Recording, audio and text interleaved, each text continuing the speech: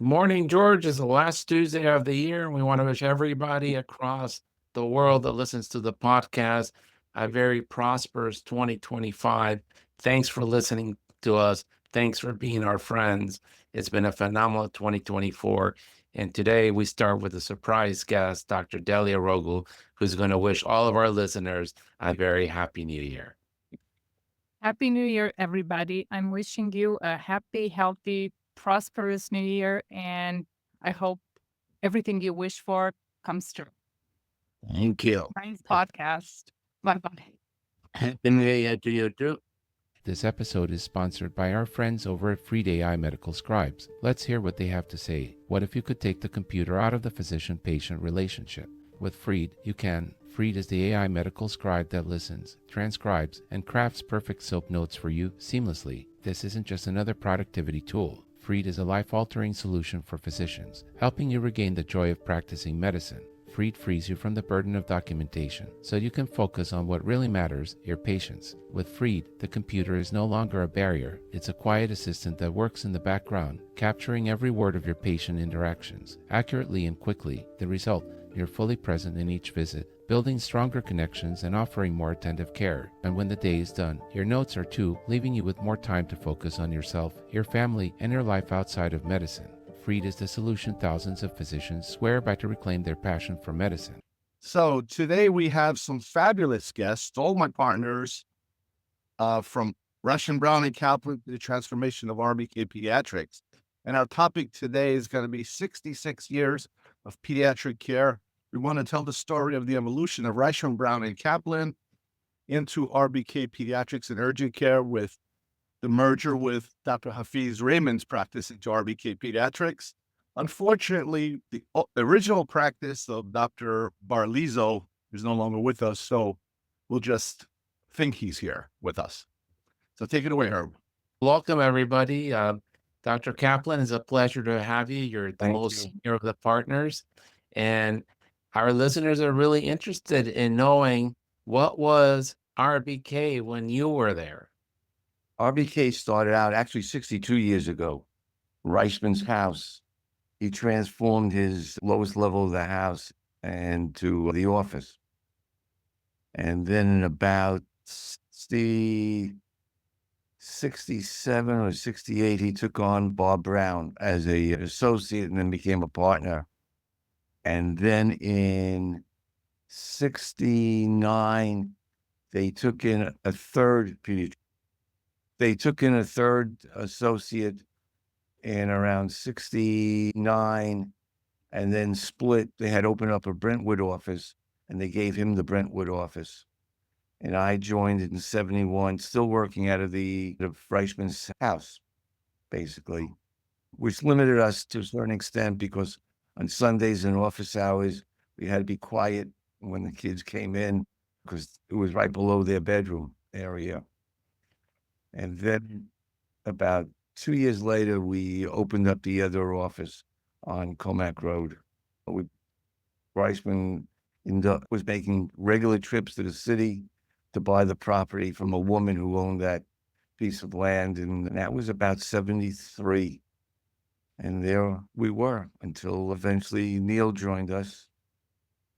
And then everything went downhill when Rogul came in. You have to tell us why in the world, that darn parking lot, how we survived all these years with that hill. Why in the world you guys buy a building with a parking lot that was so god-awful? We must have lost lots of patients because of that.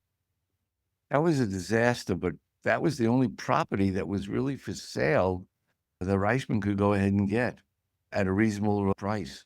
Everything you did there was very difficult. Putting up a traffic light, we couldn't get the water line.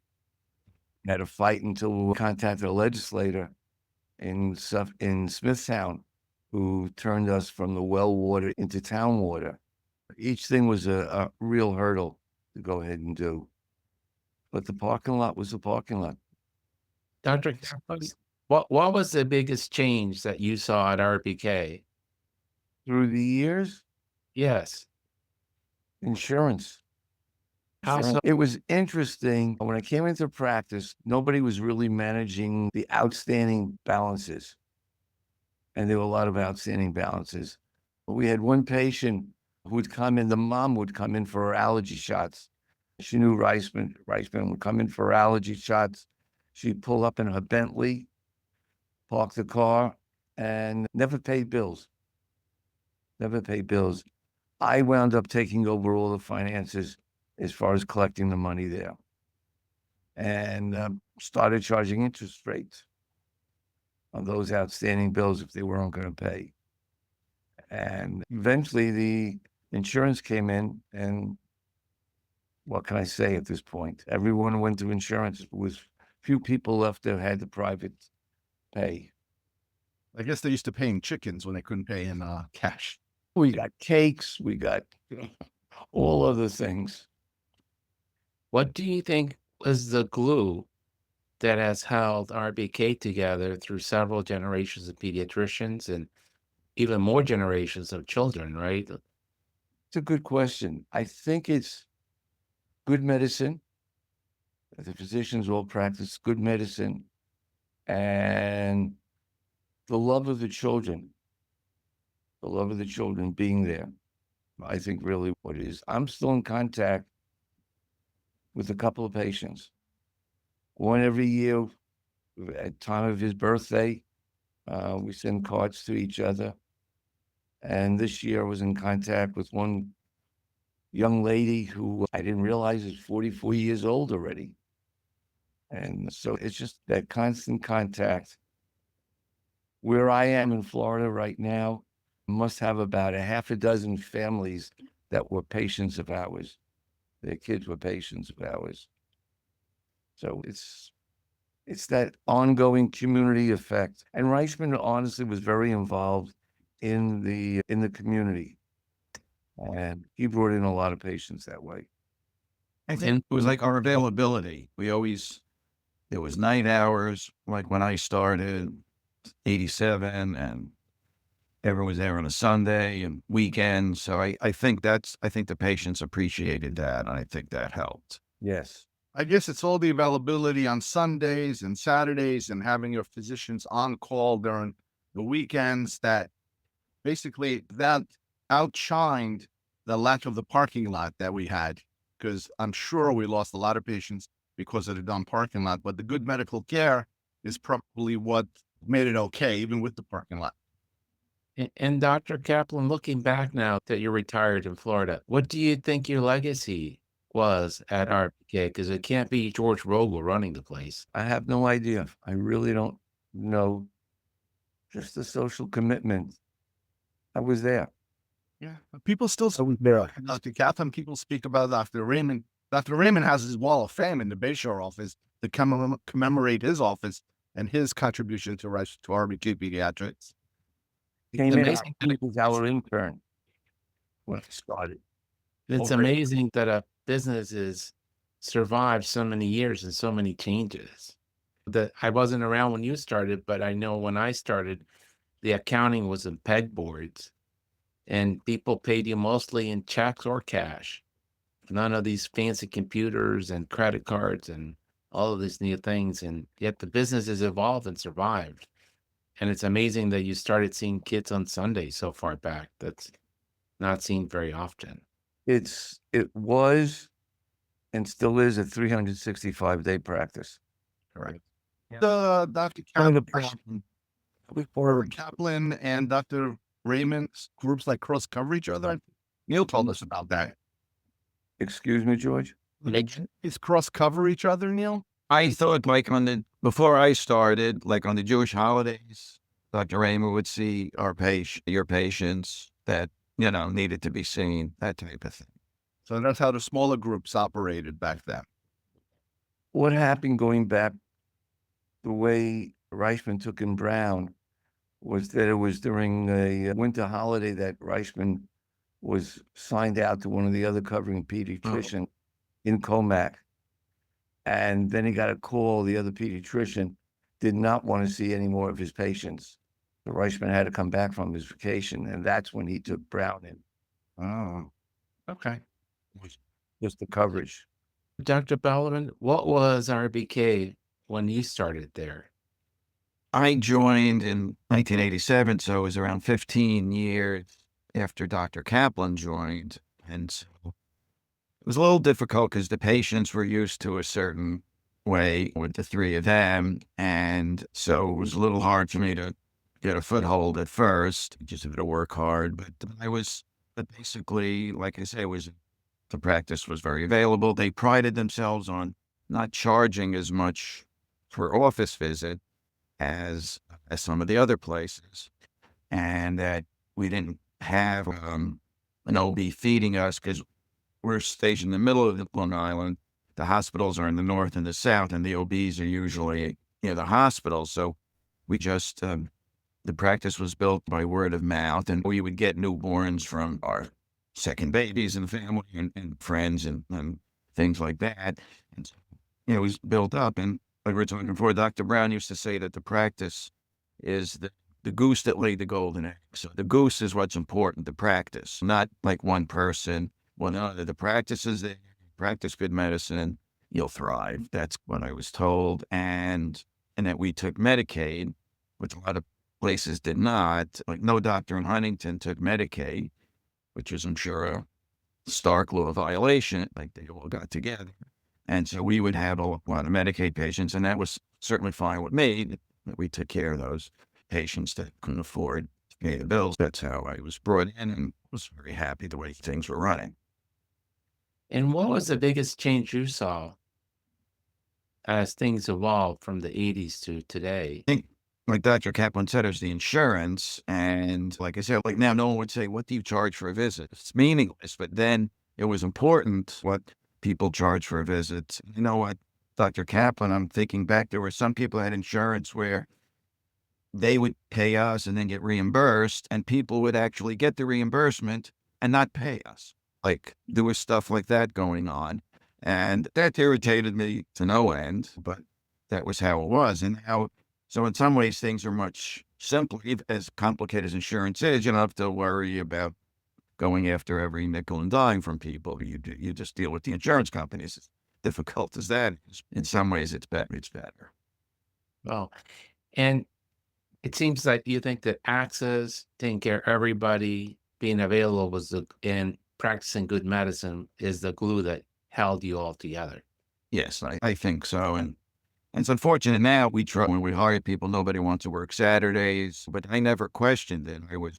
I probably worked my first year, worked just about every Saturday. And then gradually I would get Saturdays off. And I knew it was important. Like it was very busy on Saturdays. People came in for babies. Dad stays home, mom brings the baby, and vice versa. And kids got sick on the weekends, and we were there. Saturday is the busiest day of the week for everybody. And if you look at it from a financial point of view, it's the biggest income generator. So why not? Take off on Tuesday. Done. And so what do you think is your legacy? You're still part of it, but you're not as involved as you used to be. No, I don't know about legacy. We all tried hard, but like now I enjoyed just yesterday, I saw a 6-month-old baby and the mother came to us and she called me Dr. B. Like a new patient, I wouldn't call me Dr. B. So relationship there, and it just makes things much smoother and nicer. I enjoyed that. We just all try to work hard and keep it moving along. And when you came into it, do you think that the beast, the goose would last 60, 70 years? Yeah, I was certainly hoping so. I was young, but no, I can see we all worked hard. We did what we had to do to keep things going. So no, I always looked at other practices. A lot of pediatric patients on Long Island, there's not a shortage of kids. So I knew if we just worked hard, like Dr. Brown said, and took care of the practice, we would thrive. I always felt it. I know Neil used to say all the time, and Dr. Kaplan, the practice is better than any one physician. And I think that's the glue. Yeah. That is a very Spill that onto everybody else, onto Jim, onto Nick, to Scott, so they don't get crazy on me. Yeah, it's like a kibbutz mentality, right? It's the community is more important than the individual, which is not seen a lot in our modern day. Everybody cares about themselves and not about the community as much. And Dr. Raymond, you came in later and brought all your beautiful patients to the RBK. Interestingly, my first encounter with Dr. Reichman, Dr. Brown, Dr. Kaplan was when I joined residency at the Good Samaritan Hospital. That was in 1970, and was very friendly with them. They were the attendings. I was the resident. And then, of course, after graduating, finishing the residency, I joined Dr. Grellel for 5 years and then started my own practice. And when time came to retire, George Ragu was great. He said, come and join us. We'll take your practice over. We had a great talk, and that's how it started with RBK. I never knew that RBK had an office in Brentwood. We did. Yeah, Yeah. that I didn't know. I knew the Comac office, but One year. And where Dr. in Brentwood was that? that was Dr. Platnick's office, right, Dr. Oh, Dr. Platnick's office. Yes, but Okay. the Reisman and Brown did not have a mutual relationship with Bruce. But I had a great time during residency dealing with Mike especially, and also with Reichman and Brown. With Reichman, the only problem at that time was his handwriting. I had to run after him every time and say, what have you written? We didn't have computers then. They were all handwritten charts. So he would read it out and the nurses would be happy. Hey, you got that out of him. What a nice man. Interesting thing, Scott, you don't know this story, but how Dr. Raymond and I decided to make the Dr. Raymond chapter of RBK was one day I get a instant message on Facebook from Dr. Raymond. Hey, I'm looking to retire. I got this computer stuff that's giving me a headache. You guys interested in merging? From Facebook Messenger. You don't remember that, Dr. Raymond? Yeah, I don't remember that. That's how it started. And then we met with Neil and Jim, I think. I don't remember exactly who it was that was there. We went to that diner down the street. Right. Yes. And, you know, what I remember of Dr. Raymond's practice joining us was, you know, the computers. We had to bring in the computers to his office. It was going to give him a headache. He didn't like computers, as Dr. Kaplan didn't like computers. And But once I got used to it, then I said, how did we ever do without it? I know. And we had those scribes that all typed for you, and he danced around and he did your Dr. Raymond thing. But I think the most important thing that we learned from Dr. Raymond was, and he taught me, how to be a physician, which is a concept that a lot of the people in the younger generation don't know. I don't know if it's a learned behavior or it's a natural behavior, but how to become a physician. Yeah. Really important. The compassionate care, I call it. No, And that's the key to my success. that's pretty good. So I think that's why we have the whole wall dedicated. And we still have your patients, Dr. Raymond. Oh yeah, they're know who all they are. still. I know who they are. I take them over to the wall and they remember all those pictures that you had on the wall of them that we now transferred into those frames in the office. It's the Dr. Raymond Wall of Fame. I think it's I cannot walk through Bayshore, go to any restaurant or any Stop and Shop or anywhere without running into my old patients. And they said, we enjoy going to RBK. We're really happy there, but you should come back. And my days are done in my because of medical reasons, as you all know. yeah. All right. And you, George, what was the Goose like when you joined? You were the first foreign medical graduate that joined. You going out there because you wanted to have a pool in the backyard. Yeah. I remember when I interviewed with Neil, he said, why do you want to come to Long Island? I said, I'm a city kid. All I want is to have grass and a pool. And I think they hired me for that. I was the only one. I was the first one that was non-Air Force. And that's pretty good. And I thought it was great. The walls were horrible. Remember the white paneling that was there? And the sinks that you look like you bought from Home Depot, which they probably did, in the small examination rooms.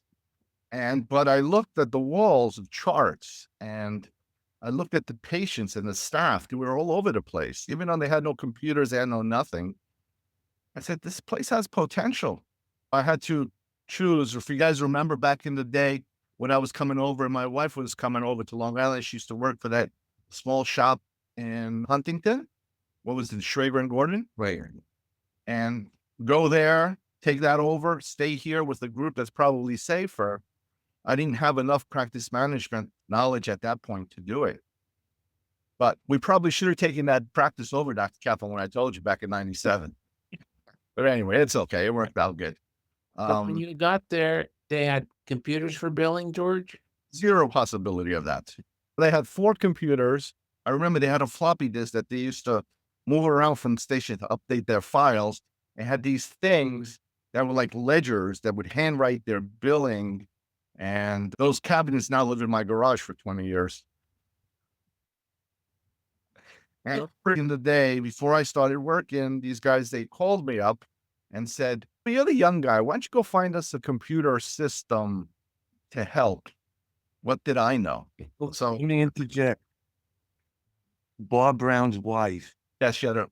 Judy, she built out a computer system. Yes. All right. And she established the whole setup that we continue with for a number of years until we got to PCC. It was something, I think it was a homemade database of some sort, but it wasn't network. It was floppy disk that would go from desk to desk and probably potential lots of errors, but it worked. It just worked. So the next generation was when they said, go find the system. You really do. You don't know what you're doing. You search. It was Lycos back then, and Physicians Computer Company, PCC, popped up. They sent over some nice brochures and a laptop to demo. And back then the computers were really expensive. I think they were about $6,000 a computer station. So you guys were working off of those monochrome dumb units, like in the banks. The Unix. Yeah, Unix. And I remember the bill, Mike. It was like $30,000 for computer light up and software and everything done and wiring. From paper billing to electronic scheduling, no more of those big appointment books. Everybody kicked and screamed along the way, but it was the right decision. I'm just curious because remember, a lot of our audience is younger than we are. What did the appointments book look like, and what did you write? What tool did you use to write in the appointments with? Our office manager had this book, but it wasn't like legal paper. It was like this big, and you would write on, Thursday, 12 o'clock, and there would be 3 slots, depending how many doctors. And it would maybe say, want to see Dr. Reichman, want to see Dr. Brandt. And it was never with the doctor. You would just put a little asterisk, like, if possible to see that doctor. And it was, it's still good. It can work because you could just handwrite in little notes that help, which is sometimes hard to do with the new systems. And it was just very cumbersome. And it was written in pencil. Pencil. Because when somebody canceled an appointment, you would erase it and open that slot for the next person. Right. So everything was done in pencil. Yeah. And they had an eraser next to the desk. Erase appointments that failed, right? Folks that didn't live through that don't understand. It looked, I don't know, I don't even say like a Bible because it was wide. And it had 365 days in it, so it was huge. And they would just flip these pages, write it in pencil, and if you cancel your appointment, they would erase it. And only one person could schedule at the time because there's only one book. That's right. So you couldn't have 3 schedulers. Only one person could schedule at a time. Otherwise, the whole system broke down. Right. Hand it off to each other. Yeah, it's for the younger pediatricians, it was such a different world. I think all of us, maybe except for Scott and Nick, we used maps when we were driving around the country, not GPS. And it's basically the same feeling, right? You had these huge maps you carried in your car and you opened it and then I'm going from DC to Long Island. I got to take Route 95 up to this point, get off at here. And now it's all computers. It's all very different. Okay. It worked. It worked. It worked. Who knows what the future is going to hold? Yeah, I would replace all of us. Keep going. It still got to where we needed to go. Yeah. Even with those maps. Yeah. Yeah. And then I think Dr. Jim Riley came next, right? Believe so. Yes, he did. And I got taunted by Dr. Okafu, and he brought me to his office with the white paneling, the huge hill, and I had other offers. They were going to give me Mercedes-Benz to work for them. But those offices didn't have George, who I knew at least I would have one person, reliable, good character. So that's how I joined.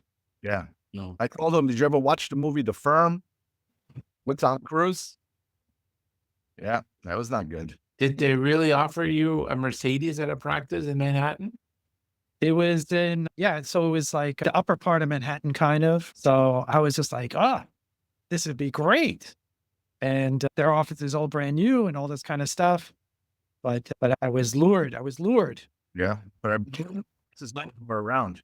I think we offered you a 56 Chevy, as we recall. I don't know if it's still true, but back in the 80s in Manhattan, if you were a doctor, you had a special license plate and you could park your car wherever the heck you wanted. In front of a fire hydrant, you wouldn't get a ticket. You could drive it on the sidewalk and park it. You wouldn't get a ticket. I thought that was the coolest thing when I was still not a doctor, but I was in medical school and I saw these MD cars parked wherever they wanted. Yeah, that doesn't It's work. like, that is such a cool thing. But I don't think, is that still true in Manhattan or is that gone? No, it's replaced with handicap slips. Yeah. Yes. Right. Yeah, so I guess we coasted with Jim for a while.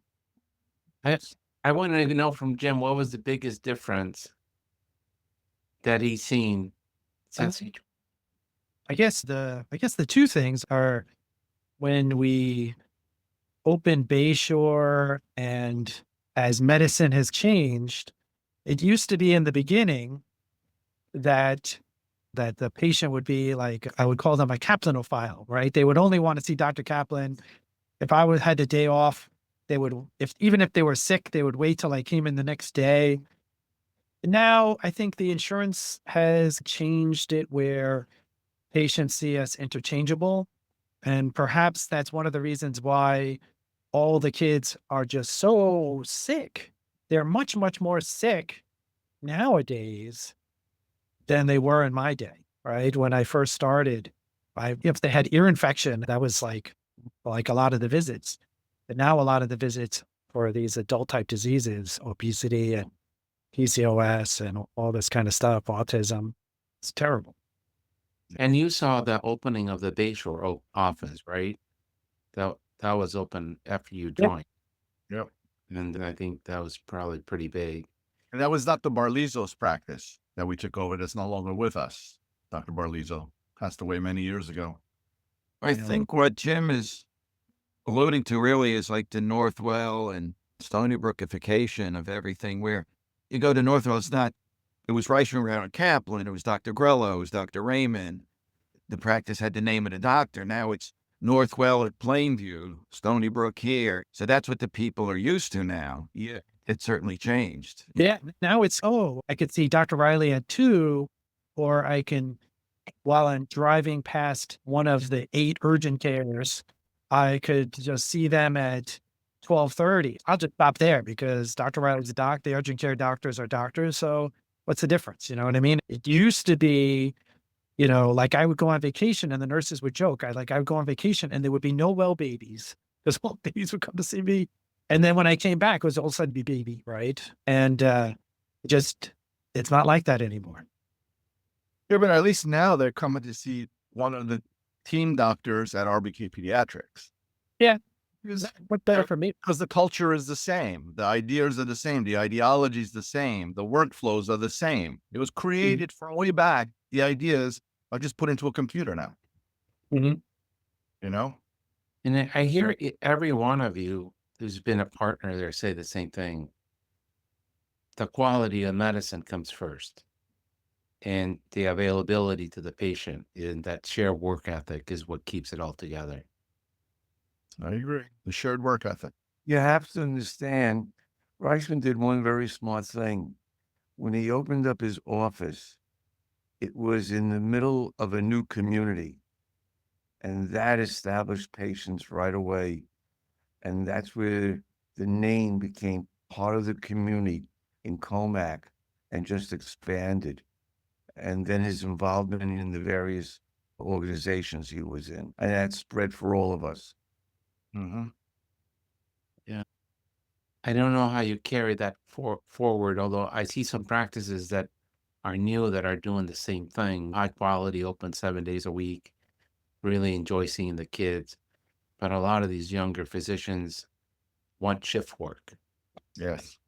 They want shift work. They don't see them. They don't see, I think to me, being a doctor is like being a rabbi or a priest. You just you go home, but you're still a rabbi or a priest, no matter what the day of the week it is. Someone calls their loved ones in the hospital, you get dressed, you go counsel them. And to me, that's being a doctor is the same thing. Someone calls on Sunday and they need your help. You pick up the phone and you do what you can. I don't think this younger generation has that feeling of community and working together. It's more about me. And I do my shift work and then don't bother me when I get home. It's the And whole hospitalist thing, which is a new special, quote unquote, specialty. It's hard for us to compete. They spend 3 years in the hospital. Then they get, what are you most comfortable doing? Seeing ear infections and Jim said autism or staying in the hospital. So they stay in the hospital. And like you said, do the shift work. So it's hard for us to find new people to do what we want to do. I Yeah. blame that mentality on lack of mentorism. Because if you hear in all the conversation, everybody instilled how to be a doctor into the next generation. And a lot of these hospital people, they go home at 5. So we're trying to change it at the medical student level. And we have the students in the office. And I think we're growing them. At least I try. No, it's true. We provide a service that people just can't go to the next street corner and get. So it's true what Herb said is we have to always be there for everybody in order to be reliable for everybody. And that's a conversation that we have to put out to the new kids on the block. And you, Scott, you got to push that down to them. Because they look at me, they're scared of me. And then Nick joined the practice. What did it look like when you got there? I joined in 2004, and they just opened the Bayshore location 1 year prior. When I came on board, they had the PCC computerized billing, but it wasn't until 2008 that they went over to the electronic health record, the first one that we started in Countercurrent.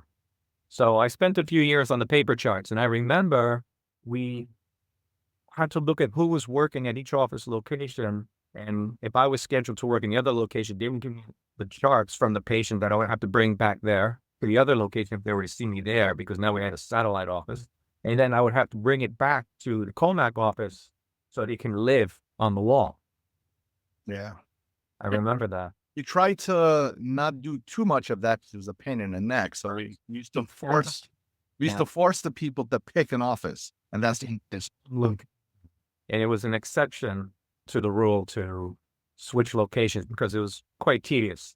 But we saw that's what they wanted. So we came to accommodate that over time. And then once we implemented electronic health record, then the paper chart was no more. So the chart followed you wherever the computer was. So that should be more accessible for the patients and for us. Interesting thing, Nick, if you think back, we had the electronic health record for a while before we started to allow the cross-pollination. And why did that happen, Neil? Why did we not allow them even with the computers? Because it was always done this way. Why? No, but it was very cumbersome when it first started because we put 6 visits on a sheet of paper, 3 on each side. And someone came to Colmac that was a Bayshore patient. You'd have 1 visit. It would go back, but it would end up in the chart. You'd have 3 or 4 of these 1-visit sheets. So it was hard to follow it chronologically. So it really was not great record keeping. That's what the EMRs is perfect for that. Yeah. That's what I also recall. I had an interest in developmental pediatric medicine and behavioral health. So I went and I did a little mini fellowship training in that area. And then I started to work on seeing those patients rather than referring all of them out. And once that happened for me, I started to see more of those patients come from areas outside of our practice and word of mouth. I think at this point, I see a lot of that spilling over into other doctors in our group who have an interest in that and who have an ability to cater to the specialized needs of this patient population, behavioral health, and the chronic conditions in our area. So now Nick became medical director of the behavioral health program. And he does general peds too. So it's not to do what you want. You just have to develop it and think it. Right. Standardizing the process, keeping good workflow is important because we have so many moving parts here. Then you have the staffing to what you're doing. You have to make sure that no one else is left running on a shorter schedule because these patients take more time. Yeah. And someone else has to pick up the slack on the other end. When it's available on the schedule, we try to carve out these days, these constant days, especially for Dr. Riley and myself. It's very important to get these patients in because they do, like Dr. Riley said, they're presenting with these conditions that the adults used to have. We never really used to see that. And now we're seeing 10-year-olds and the PCOS kids and anxiety and depression and autism on the rise in our patient population. It's a lot. It's not just general pediatrics anymore. Yeah. So you guys developed the chronic care program. And both of us are doing it today. So it's not like there's a shortage. There's a ton of those patients. But there's a lot of others that are still learning and they're good at the general peds and the acute care. And so there's other people to pick up where you guys are not, which is good. Absolutely. So it's very interesting to me. None of you have mentioned things that I've seen change through my practice, right? So I was an intern in 1989, and that year booted all of the practices out of the lab business. Before that, you didn't have to have a clear certificate. And the clinic where I was an intern at in Michigan, the pediatricians did their own UAs. They looked under the microscope. They did urine cultures in the office. They had a kit for tinea. They would scrape it and they would put it in an incubator, and they would see, depending on the color of the kid, whether the kid had fungus or not. They didn't have a CBC machine. And that I remember, we didn't have RSV, strep, or COVID rapid testing available to us. We did have rapid streps. Yeah. And then that's all changed. You can't to have a microscope to look at the urine, you have to have a level 3 CLIA certification. And that's expensive and cumbersome. At least in Northern Virginia, most practices don't do any backup throat cultures or urine cultures in the office or CBCs because it's a moderate complexity lab and it makes it so much difficult. Dr. Kaplan used to take care of the CLIA. And then when I became a partner, he wanted to pass that torch over to me. And I quickly bypassed that. He said, I think Dr. Riley would be a better fit for that. So Jim has been doing the CLIA stuff for many years, and it's about organization, Jim. Yeah. And I was very happy to share that with Dr. Scott afterward, right? And when you give him a nice package and protocols, and all he has to do is follow. Exactly. We're trying to make things better. I think It's changed a lot, George. Now you can have a PCR machine. Who would have really thought that at an office you could be doing PCR testing for viral particles and for chlamydia and for gonorrhea? That just wasn't available even 5 years ago. And now it is. So things have evolved so much. And the number of vaccines that we give, that has evolved so much. What's the question? The impact of all the supermarkets giving out the vaccine, what impact has that had on the practice? 0. Really? Yeah. Still come to us for shots, flu shots. You'll lose a handful, but who cares? Yeah. It's fistful over there. But I think that's the beauty of the legacy that you left here too, is people still prefer to come to us for something like a vaccine that they could go to the supermarket for, that they could go to CVS for, but they still prefer to make the appointment and wait and come to us and sit in the waiting room and all of that just for RBK. Yeah. So I think with everything that we're hearing, Herb, good quality care, provide service, provide access, provide everything in one-stop shop for everything, put it into a nice, pretty package with good physicians is what gave me the opportunity to now go to insurance companies and not accept what they give you and negotiate. Yeah. And sustain us, can keep us going forward because we're different than your regular doc in the box. And Nick, what do you think? What do you want your legacy to be at RBK? And what do you need to do to make that happen? Obviously, I would think it's a mix. It's the work ethic for sure. It's the commitment to our patients. It's a commitment to our coworkers, our staff. It's more like a family rather than just a place to work. And that's why we continue to have our holiday festivities, and we treat it like a family gathering. So it's nice. We're trying to find different things to do to keep it interesting. We try to expand our horizons. We developed the urgent care model a few years ago at RBK, and I think that really set our trajectory to the next level. But also on the personal side, family is very important, and it's hard to find that balance. So it takes a lot of sacrifice. Don't get me wrong. Everyone has put a lot of work into RBK Pediatrics at the sacrifice of something at the family level. So it's good that we had that family support, our own family support to help us give our best here, but having a good support system on the other side to balance it out. I think it's that part too that sometimes we don't talk about too much. I think is we have a lot of docs and we instilled a culture into them to step up when needed. We had the emergency on Saturday. I couldn't come in. Neil stepped up, and Neil's on retirement. Have a 5-day weekend. And it was a holiday weekend. He didn't say, I'm sorry. He just did. That's the culture we're trying to instill in these doctors to just step up, because one day you're going to ask for somebody to step up for you. It goes back to the old saying, treat others like you want yourself to be treated. So put yourself in that situation. Next time, be that other individual that you need to step in for. Hopefully we can paint that picture and they can see that there's a benefit to it.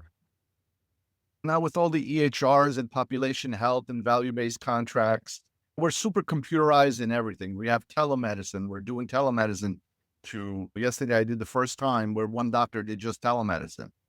I was full. I was just as full as if I was in the office, and I literally was in the call center. And that helps to be in the call center and talk to the staff if needed. If you put a doctor in, he just fills up. It's amazing. So Scott, what is RBK today? You're the youngest partner. So how did you find it today? Yeah, so when I joined, all of this was already established. You'd already set the practice. You'd already defined your legacies, basically, like the theme of everything we've been talking about. We were open all of the time. We were always available. We had great relationships with your patients. That was already established when I joined. Right after I joined is when things like the pandemic started. And so the theme of RBK for me is how quickly we're able to adapt and evolve to all of the changes that are happening now. We went from a brand new pandemic to a brand new test, to brand new vaccines. A brand new office. To brand new offices. We were talking about all the new technology and everything. So for me, the thing about RBK is how fast we're able to just assimilate this stuff into how we do things and improve our care rapidly for the patients every time these new things come out. I think that's the most impressive thing about RBK to me, is just how we grow and evolve with everything that's going on around us that we have no control over. And the only thing we can control is the care that we give to our patients. And I'm very impressed with how quickly we're able to grow that and help our patients out like that. I used to say it used to be the RBK Titanic because it was a very good ship, but very hard to maneuver and to adapt and to change. And then through the pandemic, it became the RBK Enterprise. And we will not be assimilated by the Borg. That's a guarantee. Right? Yeah, and our patients appreciate that. I think they definitely recognize that about us. And that's why they love coming to us so much, is they feel like they're getting good personal care, modern medicine, good medicine. They recognize that our doctors all work as a team together, that when they go see another person, they're not going to see another doctor in isolation. We're always in communication with each other. Everybody knows each other. It's a good environment to come to and feel safe in, I think, for the patients. Dr. Raymond, your presence was not assimilated by the board, merged with the enterprise. What do you think we did? Do you think we did a good job? You did a great job. You did a great job. My patients, whom I still run into, as I said, are very happy with that. They still say, hey, come back one day. But I said, no, you got good doctors there, and they're very happy. Again, it's the care, number one, the availability, number two. And when I was single, I would still go every single Sunday if I was in town for 1 hour. That would save me a lot of problems on Monday morning. And you guys have done a better job than that. Yeah, there's more of us.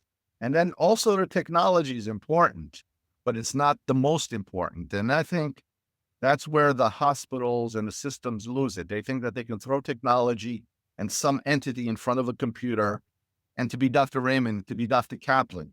It's impossible. It's impossible for them to do that. They cannot be Dr. Raymond and Dr. Kaplan.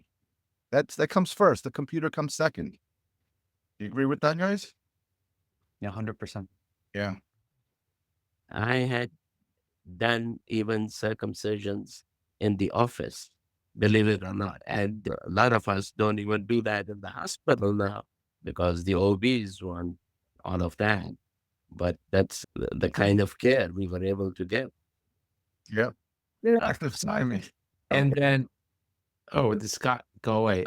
So how are you going to carry this legacy forth, Scott? Because you're the youngest partner. Yeah, it's basically just training up the younger generation and showing them how we do things and why we do things the way that we do things. And that's the most important thing is we're here for the patients. We're not here for ourselves. And so everything that we've done up until this point, be open all the time, be accessible, be good, all of that's designed for the patients. And so we have to teach the next generation of doctors why they're doing all of this. And I think that's the most important way to do it. Yeah. The mentoring. And we're doing that through, I got tired of getting headhunters bringing you doctors that stay for a year and leave. So we have with the NYIT Medical School, we have third years and fourth year medical students rotate through the office.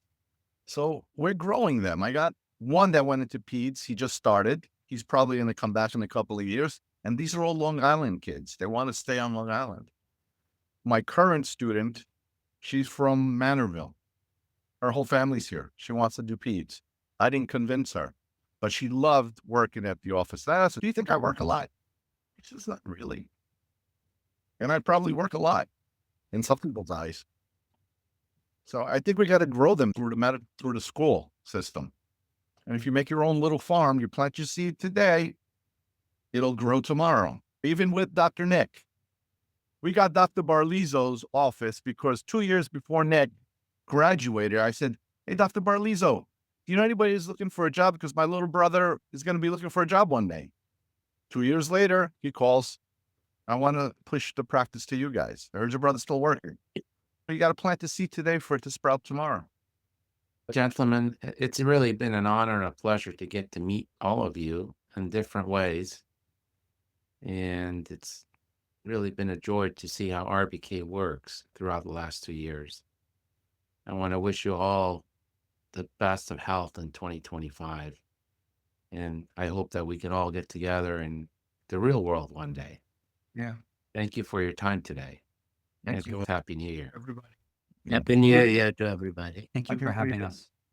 Nice seeing all of you. you. Good seeing all of you at one time. Yeah, we haven't done a meeting like this in many years. We used to do them in person. They used to last forever. I was telling Neil. Be well.